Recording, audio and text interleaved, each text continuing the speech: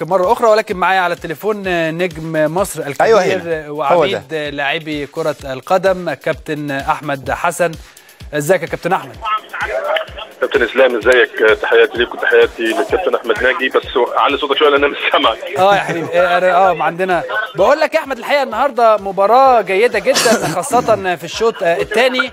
يعني احنا كلنا استغربنا مش عشان وجودك ولكن لان احمد عيد مش موجود في المباراه وان انت بدات هذه المباراه. يعني قول لي برضو رايك في اداء نادي الزمالك خصوصا في الشوط الثاني. لا انا مش فاهم السؤال يعني قول لي رايك في اداء نادي الزمالك في الشوط الثاني. في اداء نادي الزمالك. طيب عامه هو كده احنا كلنا بنكمل بعضينا سواء مين بيغيب مين بيكون موجود. نعم. دي الفرقه اللي لازم تكمل او لازم ان ما يكونش في كل اللي موجودين لعيبه كبار ولاعيبه نجوم. الاداء طبعا الاداء الحمد لله مميز، وخاصه الشوط الثاني لما بدانا يكون في تركيز اكتر وكده، وكان عندنا فرص كتير. نعم. ولكن عدم التوفيق في فرص كتير ضاعت، اعتقد ان كان كفيل ان يخلي النتيجه اكبر من كده. ايه الفرق يا احمد ما بين الشوط الاول والشوط الثاني؟ يعني ايه اللي حصل في الشوط الاول يعني خلاكوا ما تبقوش بنفس اداء الشوط الثاني؟ لا هو اللي حصل طبعا انت عارف ان من ماتشات في ماتشات فرقه طبعا الفرقه اللي بتلعبها فرقه كويسه، عندها مجموعه لعيبه كويسين. نعم. عندها عناصر سريعه جدا قدام، فبتاخد وقت على بال ما بتدخل في اجواء المباراه والكلام ده وكده. انما الشوط الاولاني مع ذلك ان احنا ما كناش بنفس الشكل الشوط الثاني، انما ضيعنا في الشوط الاولاني برضه فرص كتير. كان ممكن ان احنا الشوط الاولاني نجيب هدفين على الاقل. نعم.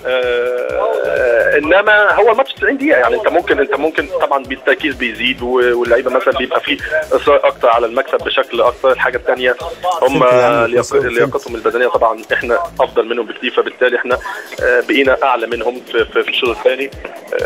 المباراه احمد في هدف المباراه الحقيقه واحد من اجمل الاهداف اللي ما شفناهاش بقالنا كتير جدا، سواء منك او من يعني في ناس كتيره قد تشوف ان انت ما عملتش حاجه، ولكن احنا شايفين ان انت عملت حاجه قويه جدا في هذا الهدف. هو احمد جعفر ندهلك ولا انت كنت حاسس او كنت شايف ولا هي جمله؟ هو سؤال ليك بس في الاول، هم مين الناس اللي ما شافوش ان انا ما عملتش حاجه؟ يعني مش فاهم. نعم. مين الناس اللي شافوا ان انا ما عملتش حاجه؟ لا يعني ممكن يعني يكون الناس ما شافتش ان انت عملت حاجه قويه في هذه اللعبه، ولكن هي يعني الحقيقه ما بين يعني عملت انت نطيت رائع يا احمد، فنت رائع الحقيقه يعني. لا انا عايزك انت انا اتكلم يعني. بص اتفضل يا احمد اتكلم، قول اللي انت شايفه، بلاش ما تسيبك من الناس اصل احنا مش هنقول للناس شافت. طب يا احمد قول لي يعني انت كنت شايف احمد جعفر؟ انا شايف انا رايح لعبد الشافي وشايف. نعم. طبعا جعفر في ظهري لاني انا شايفه متحرك، ويمكن بس هو كان قلقي حاجتين يمكن فكرت تفكيريا. انا كنت الاول استلمها صبري رحيل. نعم لان السوبر كان في ظهري، فانا قلت يعني اسيبها وفي قلق، بس في الاخر خدت القرار الصح ان انا اسيبها لجعفر وهو اتصرف فيها الحمد لله، اتصرف كويس الحمد لله. هي دي جمله محفوظه يا احمد ولا انت زي ما بتقول شفتها؟ لا مش يعني مش مترتبه طبعا، انما هي بتبقى في ظروف ماتشات هي اللي بتخلق هي اللي بتخلق الحاجات دي جوه الماتش. انما هي يمكن شافي داخل بشكل كويس وانا ظهرت له بشكل كويس، وكمان نعم. كمان جعفر كان ورايا، ويمكن انا شايفه من بدري ان هو ورايا وكده، والحمد لله هي انما مش جمله متفق عليها ولا حاجه. الحقيقه احمد حسن اشكرك شكرا جزيلا على وجودك معانا. الحقيقه برضو